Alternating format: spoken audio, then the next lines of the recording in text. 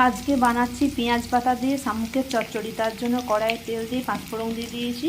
আর পাঁচফোড়নটা ভেজে নেওয়ার পরে পেঁয়াজ দিয়ে দিয়েছি। পেঁয়াজটা একটু ভেজে নিয়েছি। এরপরে পাতলা পাতলা করে কেটে রাখা আলু দিয়ে দিচ্ছি। পরিমাণ মতো নুন হলুদ দিয়ে দিয়েছি। এবারে একটু আলুটা একটু ভেজে নিচ্ছি। আলুটা ভেজে নিলাম। এরপরে এতে কুচিয়ে রাখা পেঁয়াজ পাতাগুলো দিয়ে দিচ্ছি। এতে কাশ্মীরি লঙ্কার গুঁড়ো আর সর্ষে বাটা দিয়ে দিয়েছি। দিয়ে এই যে একটু ভালো করে নেড়ে নিলাম। এতে এবারে ভেজে রাখা নুন হলুদ দিয়ে ভেজে রাখা শামুকগুলো দিয়ে দিচ্ছি। পরিমাণ মতো জল দিয়ে দিচ্ছি। এবারে ঢাকা দিয়ে দেবো।